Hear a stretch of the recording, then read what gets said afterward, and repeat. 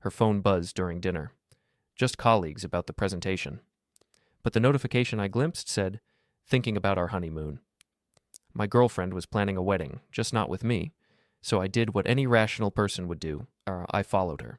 My name is Eli Thompson, and I used to believe in marriage.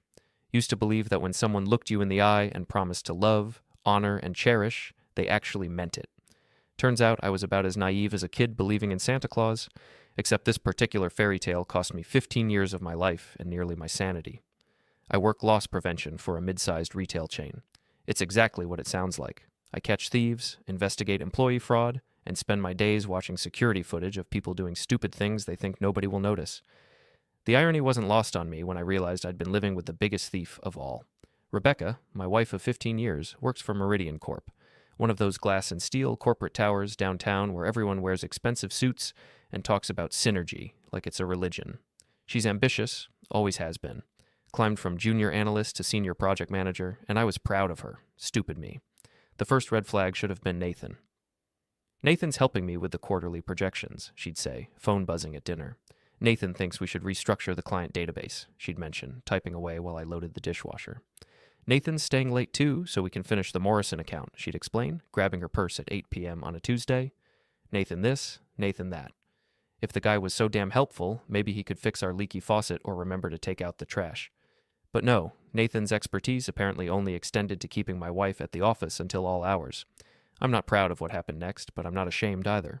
When you work loss prevention, you develop instincts about when something doesn't add up. And Rebecca's story had more holes than a screen door. It was a Thursday night in March when everything changed.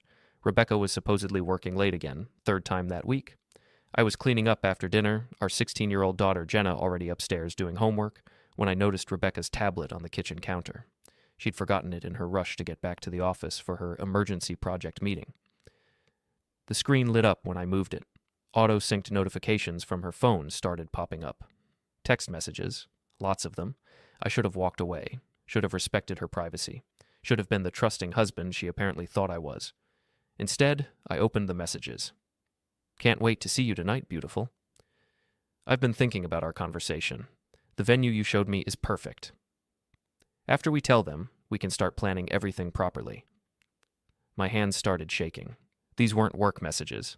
There was no mention of quarterly reports or client databases, just message after message of pure, undiluted betrayal. I scrolled up. Weeks of messages. Months, actually. I love you so much, Rebecca. Can't wait until we don't have to hide anymore. The ring I showed you, is that really what you want? I want everything to be perfect. My realtor found 3 houses in Riverside. We should look this weekend when you're supposedly visiting your sister. My vision blurred. 15 years of marriage, and she was planning a whole new life with someone else. Not just an affair, a complete replacement. I was apparently just a placeholder until she could upgrade. The worst part? The timestamps. Every working late night matched up perfectly with these messages. Every business trip, every weekend conference, every time she'd been too tired to talk when she got home. I took screenshots, lots of them. Then I sat in our kitchen in the house we'd bought together, decorated together, where we'd raised our daughter together, and tried to figure out what the hell I was supposed to do with this information. The front door opened at 10:47 p.m. Hey, honey, Rebecca called out, sounding slightly breathless. Sorry I'm so late. The Morrison presentation ran way longer than expected. I looked at her tablet. The last message had come in 20 minutes ago. That was amazing. I love you. How's the Morrison account coming along? I asked, my voice surprisingly steady. Oh, you know how it is? Nathan and I are really trying to nail down the logistics. She kissed my cheek, and I could smell cologne. Not mine. Nathan's been a big help, huh? God, yes. I don't know what I'd do without him. He's so good at handling the complicated parts. I bet he was.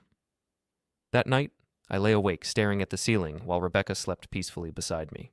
She'd showered when she got home, said she felt gross from the office air conditioning. Funny how she'd never felt the need to shower after previous late nights.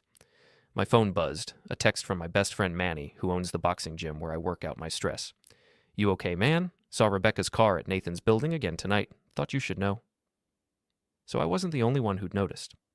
Great. Half the town probably knew my wife was cheating before I did. I spent the rest of the night planning. See, when you work loss prevention, you learn that catching someone isn't enough. You need evidence, documentation, a clear chain of events that nobody can dispute, and I was going to catch Rebecca red-handed. The next evening, Rebecca announced she'd be working late again. "Big deadline tomorrow," she said, not quite meeting my eyes. "Nathan and I need to go over everything one more time." "Of course you do," I replied. "Don't work too hard." She left at 7.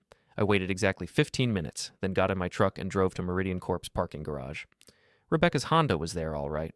So was a silver BMW I didn't recognize. I parked in the visitor section with a clear view of the exit and settled in to wait. Loss prevention teaches you patience. Sometimes you sit for hours watching someone you know is stealing, waiting for them to make their move. This felt exactly the same, except the thief was my wife and what she was stealing was my life.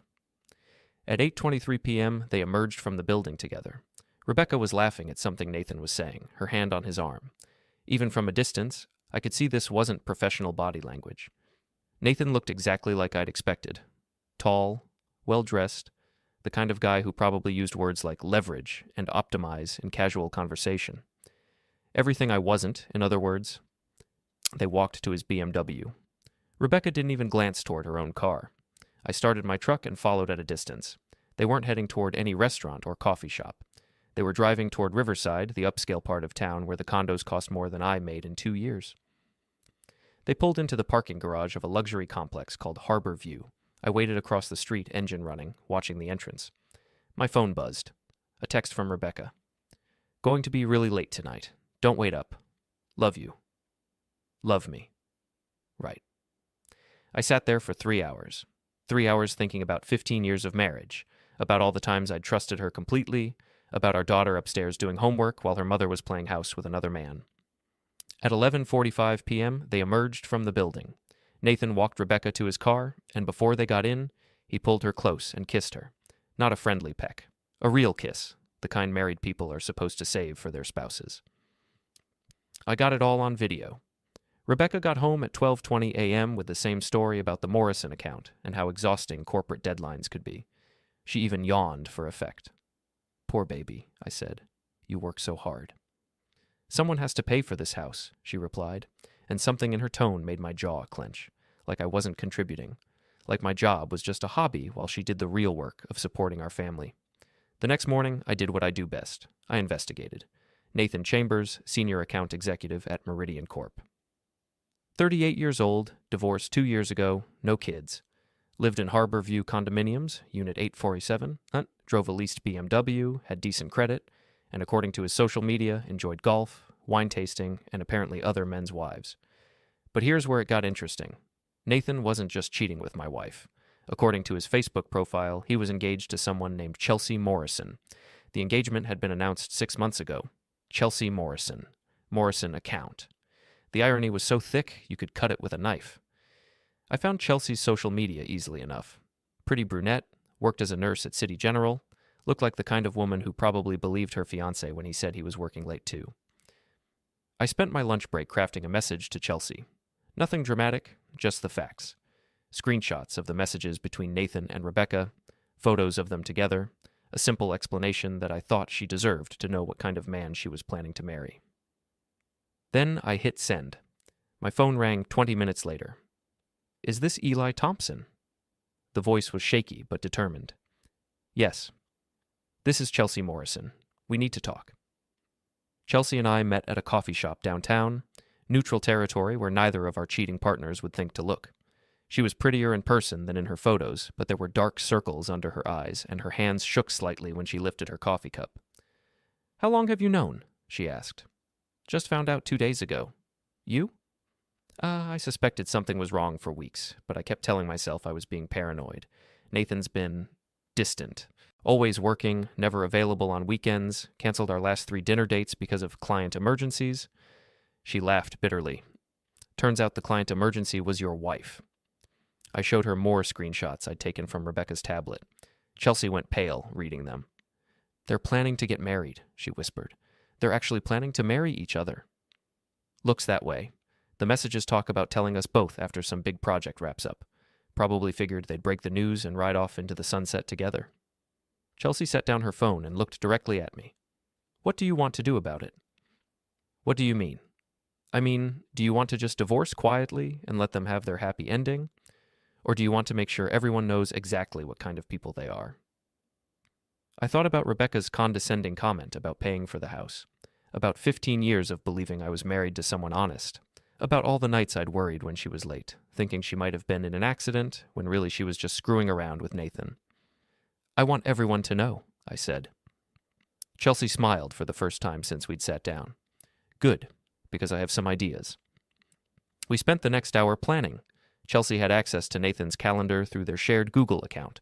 He'd given her the password back when they first got engaged, supposedly so she could help coordinate his schedule. Rebecca, meanwhile, had made the mistake of leaving her tablet at home again, still auto-syncing every message. There's a company mixer next Friday, Chelsea said. Annual thing, all the employees bring their spouses. Nathan asked me to go with him. Rebecca mentioned that, said she was looking forward to introducing me to her colleagues. Perfect. We'll both be there, along with everyone they work with. Maximum audience. I was starting to like Chelsea's style. What exactly are you thinking? I'm thinking it's time for some public accountability. They want to plan their future together. Let's help them explain their plans to everyone who matters. We exchanged numbers and agreed to coordinate. I felt something I hadn't experienced in days. Hope. Not hope for saving my marriage. That was clearly over. Hope for justice. The rest of the week crawled by. Rebecca kept up her charade, mentioning Nathan constantly, staying late 3 more times. I played the oblivious husband perfectly, even asking how her friend Nathan was doing. Oh, he's great, she'd say. Really supportive. He understands the pressure I'm under at work. I bet he understood a lot of things. Meanwhile, Chelsea and I texted regularly, sharing information and refining our plan. She discovered that Nathan had been telling people at work that his relationship with her was complicated and they were taking a break. News to her, obviously. He's been setting the stage, she told me over the phone, making it seem like we were already having problems, so when he announces his relationship with Rebecca, it won't look like he's a cheating scumbag. Rebecca's been doing something similar, complaining about how I don't understand her career, how we've been growing apart. I thought she was just venting stress. They've been planning this for months, Eli. This isn't some spur-of-the-moment affair. This is calculated. That made it worse somehow. I could have maybe forgiven a moment of weakness, a stupid mistake, but this level of deception? This was sociopathic. Friday finally arrived. Rebecca spent extra time getting ready, choosing a dress I'd bought her for Christmas. The irony wasn't lost on me. You look beautiful, I told her, and meant it. She did look beautiful. Beautiful and treacherous. Thanks, honey. I'm excited for you to meet everyone, especially Nathan. I think you two will really get along. Oh, we were definitely going to get along. The Meridian Corp annual mixer was held at the Riverside Country Club, the kind of place where the cheapest drink costs $20 and everyone pretends to enjoy small talk about quarterly projections. Rebecca and I arrived fashionably late, her arm linked through mine like we were the perfect couple. I spotted Nathan immediately. He was standing near the bar with Chelsea, both of them looking like a magazine ad for successful young professionals. Chelsea caught my eye and gave an almost imperceptible nod. There's Nathan, Rebecca said, waving. Nathan, come meet my husband. Nathan approached with Chelsea in tow, his smile never wavering. The man had brass. I'd give him that. Eli, right? I've heard so much about you. Nathan extended his hand. His grip was firm, confident, the handshake of a man who thought he was winning. Likewise, I replied. Rebecca talks about you constantly. And this is my fiancée, Chelsea, Nathan said, his arm around her waist. Chelsea smiled sweetly. Actually, Nathan, I think we need to clarify something about our relationship status. Nathan's smile flickered. What do you mean? Well, I was wondering if you could explain to everyone here how you can be engaged to me while simultaneously planning to marry Rebecca? The color drained from Nathan's face. Rebecca's mouth fell open. Chelsea, what are you talking about? Rebecca asked, but her voice had gone up an octave. I pulled out my phone and opened the screenshots. She's talking about these, Rebecca. The messages where you and Nathan discuss wedding venues, honeymoon destinations, and when you're going to tell us about your relationship. A small crowd had started to gather. Nothing draws attention like drama at a corporate event. Nathan tried to recover. I think there's been some misunderstanding. The only misunderstanding, Chelsea interrupted, is how you thought you could plan a future with someone else while wearing my engagement ring. She was speaking loudly enough that half the room could hear. Conversations were stopping, heads turning in our direction. Rebecca grabbed my arm. Eli, please, can we discuss this privately? Like you discussed your relationship with Nathan privately for months? I shook her off. I think we're past private conversations, don't you? Nathan was looking around desperately, probably calculating how much of his career was about to go up in flames. Look, everyone, this is all a big misunderstanding. Rebecca and I are just colleagues. Colleagues who say I love you and plan weddings together. Chelsea held up her own phone, scrolling through screenshots. Should I read some of these messages out loud, Nathan? I particularly like the one where you describe exactly what you want to do to Rebecca after you get rid of the dead weight. Rebecca went white. You said I was dead weight? The crowd was growing larger. I recognized several faces from Rebecca's work stories. Her boss, Ms. Kincaid, her rival, Lisa, various colleagues she'd mentioned over the years, all watching the show. Nathan, Ms. Kincaid's voice cut through the murmur of conversation. Perhaps you could explain why you're discussing personal relationships during company time? These messages appear to be sent from your work account. Nathan opened his mouth, but nothing came out. Rebecca tried one last desperate play. Eli, honey, I know this looks bad, but it's not what you think. Nathan and I were just what? Just planning your wedding? Just house hunting in Riverside? Just lying to both of your partners for months? I was done with her excuses. Rebecca, I've seen every message, every lie you told me about working late, every time you came home smelling like his cologne and pretended you'd been in meetings. The room had gone completely quiet. Even the bartender had stopped pouring drinks. Chelsea stepped forward. For anyone wondering, Nathan and I were supposed to be married in October. I've already canceled the venue and returned the deposits. Turns out my fiancé was a little busy planning a different wedding. This is insane. Nathan finally found his voice. You're both being completely irrational. Rebecca and I have never... I held up my phone, video ready to play. Never what, Nathan? Never kissed in your parking garage? Because I have that on camera. Want me to show everyone? Nathan's face went from pale to gray. Ms. Kincaid stepped closer. Nathan, Rebecca, I think we need to have a conversation about company policy regarding workplace relationships. Monday morning, my office. Rebecca was crying now, mascara running down her cheeks. Eli, please, can we just go home and talk about this? Home? I laughed, and it came out harsher than I intended. Rebecca, you gave up the right to call it home when you started planning to leave it for someone else. As of tomorrow, your things will be packed and waiting on the porch. You can't do that. It's my house, too. Actually, it's not. The deed is in my name only, remember? You insisted on that for tax purposes. Another bit of irony. Rebecca's own financial planning had screwed her over. Nathan made one last attempt to salvage the situation. Look, everyone, emotions are running high. Maybe we should all take a step back. The only step you need to take, I interrupted, is toward the door. And Rebecca, your ride home just got canceled. I turned and walked away, Chelsea beside me. Behind us, I could hear Rebecca calling my name, but I didn't look back. In the parking lot, Chelsea and I stood by our cars, both of us shaking slightly from adrenaline. That went well, she said. Better than I expected. Your delivery was perfect. Years of dealing with difficult patients. You learn how to project authority. She paused. What happens now? Now? Now they get to live with the consequences. But I was wrong. The consequences were just getting started. The weekend was a blur of phone calls, text messages, and social media explosions. Word of Friday night's confrontation spread through Rebecca's social circle like wildfire. By Sunday morning, I had 17 missed calls from her, 43 text messages, and a dozen voicemails that ranged from tearful apologies to furious accusations. I ignored them all. Instead, I spent Saturday changing the locks on the house and packing Rebecca's belongings. 15 years of shared possessions sorted into boxes, her clothes, her books, her collection of corporate achievement awards that suddenly seemed meaningless. Jenna helped, though she was still processing what had happened. I can't believe Mom did that, she said, folding Rebecca's sweaters into a box. I mean, I knew she was working a lot, but I thought... You thought she was actually working. So did I. Are you going to be okay, Dad? The question caught me off guard. Here was my 16-year-old daughter worried about me when her world had just been turned upside down. I'm going to be fine, sweetheart. Better than fine, actually. Your mom made her choice, and now we all get to live with it. Sunday morning brought a new development. Rebecca showed up at 8 a.m., still wearing Friday night's dress, looking like she'd slept in her car. Eli, please, you have to let me explain. I opened the door but didn't invite her in. Explain what? The months of lying? The wedding planning with another man? The way you talked about me like I was an obstacle to overcome? It wasn't supposed to happen like this. Nathan and I, we just connected.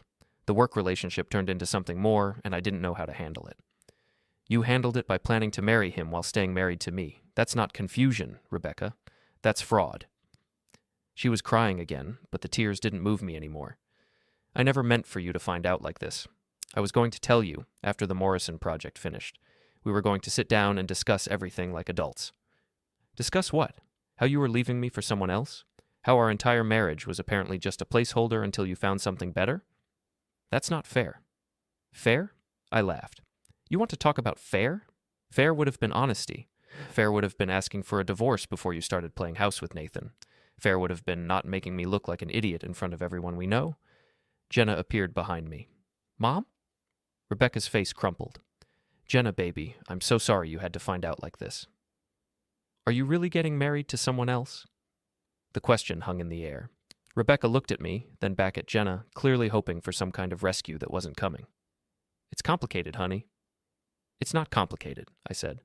Your mother chose someone else over our family. That's as simple as it gets. Rebecca's phone buzzed.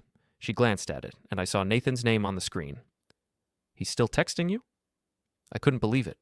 Even after Friday night? He's upset. His fiancée left him, and work is asking questions about our relationship. His fiancée left him because he's a cheating scumbag, Rebecca. Just like you're a cheating wife, the fact that you're both facing consequences doesn't make you victims. She looked at me with something that might have been hatred. You destroyed everything, Eli. My job, my relationship, my reputation. Was that really necessary? I didn't destroy anything. I just stopped hiding your choices for you. After she left, Jenna and I finished packing her things. By noon, 17 boxes sat on the front porch with a note, Your new life awaits. Don't come back. Monday brought news from Chelsea. She'd been busy over the weekend, too. Nathan's been fired, she told me over the phone. Meridian has a strict policy about workplace relationships, especially ones that involve deception. Rebecca's been suspended pending investigation. What kind of investigation? Apparently, they were using company resources for personal business. Nathan booked hotel rooms on the corporate account. Rebecca was using company time for personal calls and meetings. HR is not happy. I felt a grim satisfaction. Actions have consequences, and Rebecca and Nathan were finally facing theirs. There's something else, Chelsea continued. I may have mentioned to a few people that Nathan's been telling everyone we were taking a break, when I had no idea there were any problems. Turns out several of his colleagues had been feeling sorry for him, thinking he was going through a rough patch. How are they feeling about that now? Let's just say Nathan's not getting a lot of sympathy at the office. The rest of the week brought a steady stream of developments. Rebecca's sister called to yell at me for humiliating Rebecca publicly. I hung up on her. Rebecca's mother called to ask if we could work things out for Jenna's sake. I explained that Rebecca had already worked things out, with Nathan. By Friday, the divorce papers were filed. I'd hired a lawyer, a good one, recommended by Manny, and we were moving fast.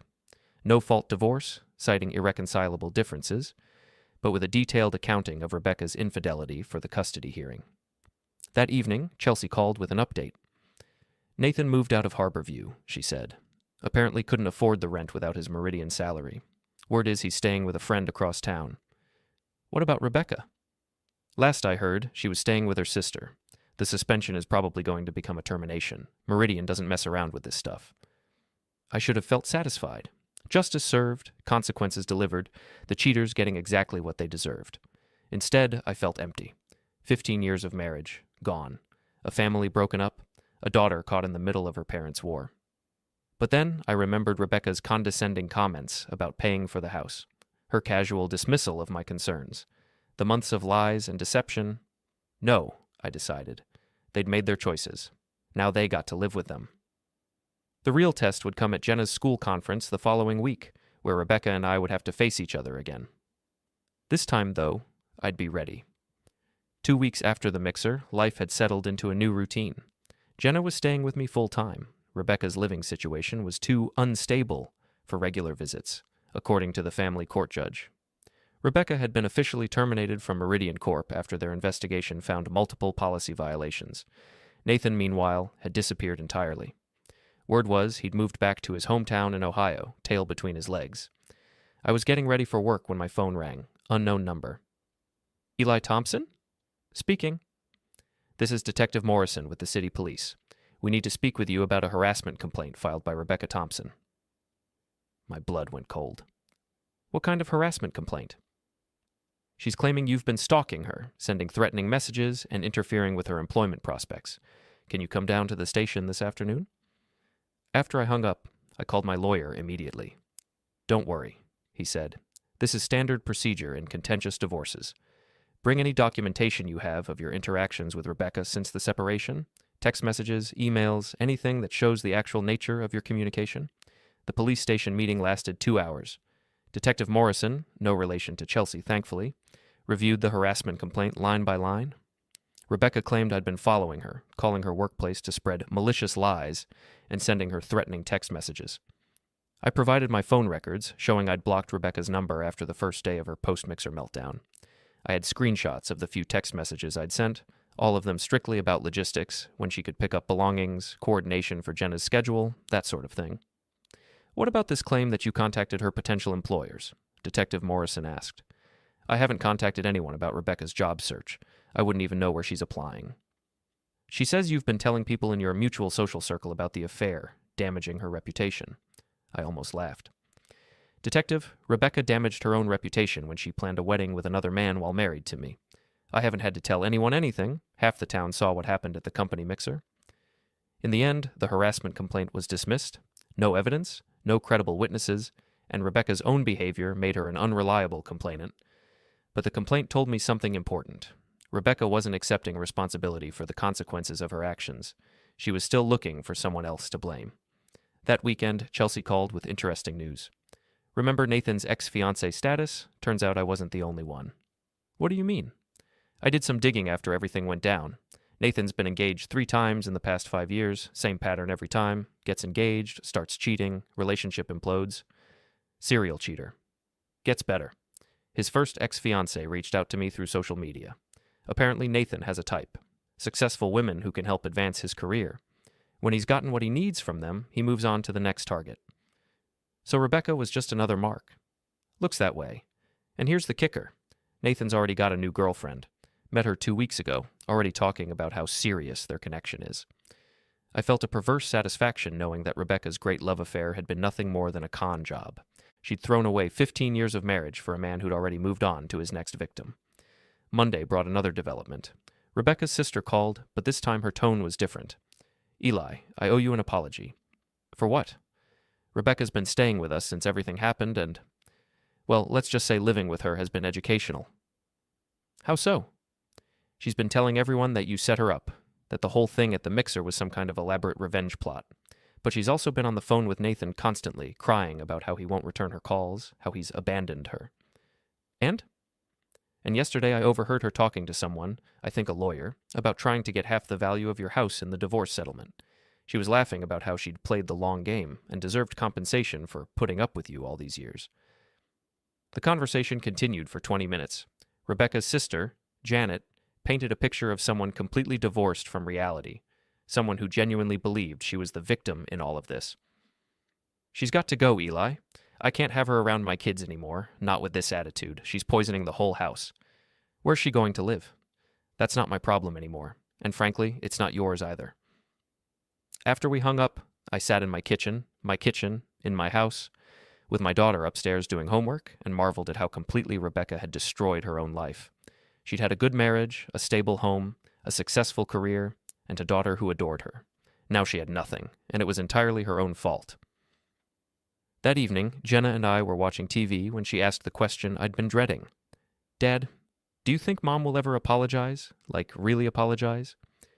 I considered lying, giving her some hope that her mother might eventually take responsibility for her actions. But Jenna was 16, old enough for the truth. I don't think so, sweetheart. Your mom has convinced herself that everyone else is to blame for her choices. People like that don't apologize, they just find new people to blame. That's really sad. It is, but it's also not our problem anymore. 2 days later, I got a call that changed everything. Mr. Thompson? This is Officer Martinez with the County Sheriff's Department. We have Rebecca Thompson in custody on charges of criminal trespass and vandalism. She listed you as her emergency contact. Apparently, Rebecca had broken into Nathan's old apartment. He'd moved out but hadn't returned his keys and trashed the place. Spray-painted messages on the walls, destroyed furniture, the works. She's asking if you'll post bail. No, I said without hesitation. I won't. Sir, she's your wife. She's my soon-to-be ex-wife, and her poor decisions aren't my responsibility anymore. Rebecca spent 3 days in jail before Janet finally bailed her out. The vandalism charges stuck, and she ended up with 6 months probation and a hefty fine she couldn't afford. But that wasn't the end of it. 3 months later, the divorce was finalized.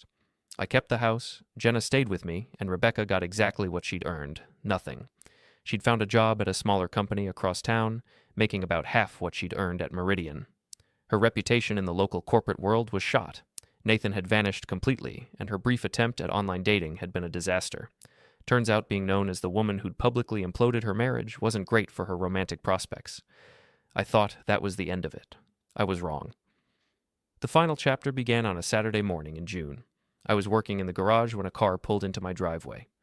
Rebecca got out, but she wasn't alone. A man I didn't recognize emerged from the passenger side. Older, expensive suit, briefcase in hand. Eli, Rebecca called out. We need to talk. We don't have anything to talk about, Rebecca. The divorce is final. This is my attorney, Mr. Valdez. We're here to discuss the wrongful termination lawsuit. I set down my tools and walked closer. What wrongful termination lawsuit? Valdez stepped forward. Mr. Thompson, my client has grounds to sue Meridian Corporation for wrongful termination based on sexual harassment and discrimination. However, we need your cooperation. My cooperation for what? Rebecca's eyes had a gleam I recognized, the same look she'd had when she was planning her future with Nathan. She thought she'd found an angle. The lawsuit claims that Nathan was sexually harassing me, and when I tried to report it, the company retaliated by firing me instead of dealing with the real problem. I stared at her. You're going to claim Nathan was harassing you? It's the truth, Eli. He was pressuring me into a relationship, threatening my job if I didn't comply. I was a victim. The sheer audacity of it left me speechless for a moment. Rebecca, I have months of text messages where you tell Nathan you love him and plan your wedding together. You think I'm going to help you lie about that? Those messages were taken out of context. I was trying to manage a difficult situation. Valdez cleared his throat. Mr. Thompson, if you don't cooperate with this lawsuit, we'll be forced to claim that you were complicit in the harassment by failing to protect your wife. Now I understood. This wasn't just about money. This was Rebecca's attempt to rewrite history, to make herself the victim instead of the perpetrator. Get off my property, I said quietly. Eli, please. This could be worth millions. We could split it, start over. Start over? I couldn't help laughing. Rebecca, you destroyed our marriage for a man who dumped you the minute things got complicated. You lost your job because you were cheating with a coworker and using company resources for personal business. You spent 3 days in jail for vandalizing his apartment, and now you want to claim you were the victim? People change, Eli. I've learned from my mistakes. No, you haven't. You're still lying, still trying to manipulate everyone around you, still refusing to take responsibility for your own choices. I pulled out my phone and opened the screenshots I'd saved months ago. Mr. Valdez, I assume you've seen the evidence your client plans to claim was taken out of context? I showed him Rebecca's messages to Nathan. The lawyer's face went pale as he scrolled through them. These don't look like the communications of a harassment victim, he said slowly. Because I wasn't a victim, Rebecca snapped. I mean, I was, but not in the way it looks. Nathan manipulated me into thinking I wanted those things. Valdez closed his briefcase. Mrs. Thompson, I think we need to reconsider this case. What? No, you said we had a strong claim. That was before I saw this evidence. No jury in the world will believe you were being harassed when you're texting about wedding venues and saying, I love you. After they left, I called Chelsea to warn her about Rebecca's new strategy. She's claiming Nathan harassed her? Chelsea was incredulous. The woman who was planning to marry him? Apparently, she's decided that being a victim pays better than being a cheater. Well, she picked the wrong victim story. I have about 50 witnesses who saw her hanging all over Nathan at various company events. Plus, Nathan's new girlfriend might have some interesting things to say about his version of events. Nathan has a new girlfriend? Had. Past tense. Turns out his pattern of behavior caught up with him. She found out about his history and dumped him last week. So Nathan was finally facing real consequences, too. There was some justice in that. But Rebecca wasn't done yet. 2 weeks later, she showed up at Jenna's school, claiming she needed to discuss important family matters with our daughter. The school called me immediately. I'd already briefed them about the custody situation. When I arrived, I found Rebecca in the principal's office, crying and claiming that I was alienating Jenna against her. "Mr. Thompson," the principal said, "your daughter has asked not to see her mother today. She says she's not ready." "That's because her father has been poisoning her against me," Rebecca protested. "Mom," Jenna's voice was quiet but firm. She'd been sitting in the corner, and I hadn't noticed her at first. "Dad didn't poison me against you. You did that yourself." "Honey, you don't understand. Your father has been telling you lies." "I was there, Mom. I saw the messages. I watched you lie to Dad for months. I heard you on the phone with Nathan planning your new life." Jenna's voice was getting stronger. "And now you're trying to lie about that, too." Rebecca looked genuinely shocked that her own daughter wasn't buying her victim narrative. "Jenna, I'm your mother. I love you. If you loved me, you wouldn't have blown up our family for some guy who dumped you the first time things got hard." That was the moment I realized Jenna was going to be okay. She'd seen through her mother's manipulation and chosen reality over comfortable lies. Rebecca left the school that day, and I haven't seen her since. 6 months later, I was at Manny's gym working the heavy bag, and when he brought me a beer and some news. "Saw Rebecca's sister at the grocery store," he said. "Janet told me Rebecca moved to Phoenix. New job, new start, all that. Good for her. Janet also said Rebecca's been telling people out there that she's divorced because you were abusive." I wasn't surprised. Rebecca had never learned to take responsibility for her own choices. It was always someone else's fault. "You okay with that?" Manny asked. "Manny, anyone who knows me knows that's bullshit. And anyone who doesn't know me doesn't matter." "What about Nathan?" "What about him?" "Word is he's working at a car dealership in Ohio. His ex-fiancée, the first one, posted about it on Facebook. Apparently he tried to friend request her with some sob story about how his life fell apart." "Did she buy it?" "She posted the screenshots of his messages along with photos of him with Rebecca and Chelsea, called it a public service announcement about serial cheaters." I had to admire the first ex-fiancée's style. That evening, Jenna and I were making dinner when she asked me something that had clearly been on her mind. "Dad, do you think Mom will ever be happy?" It was a complicated question. Rebecca had traded a stable marriage and family for excitement and passion, then lost both when reality set in. Now she was alone in a new city, starting over at 42, still telling herself that everyone else was to blame for her problems. "I think your mom will be as happy as she allows herself to be," I said finally. "But that's up to her?" "Do you think she'll ever admit she was wrong?" "Probably not. Some people would rather be right than happy." "That's sad." "It is. But it's also not our problem anymore." The next week brought unexpected closure. Chelsea called to tell me that Nathan's new employer had called Meridian for a reference check. Apparently, Nathan had claimed on his application that he'd left Meridian for better opportunities, not mentioned being fired. "Did they tell the truth?" I asked. "Oh, yes. HR was very thorough about Nathan's employment history and the circumstances of his departure." "Did he get the job?" "What do you think?" I thought about Nathan, probably sitting in some cheap apartment in Ohio, wondering how his foolproof plan had gone so wrong. He'd thought he was trading up. Successful corporate job, beautiful wife, comfortable life. Instead, he'd ended up unemployed, alone, and unemployable in his chosen field. Rebecca had made the same calculation. She'd looked at her stable marriage and decided she deserved something more exciting. Now she was starting over in a new city, with a damaged reputation and a teenage daughter who barely spoke to her. They'd both gotten exactly what they'd chosen.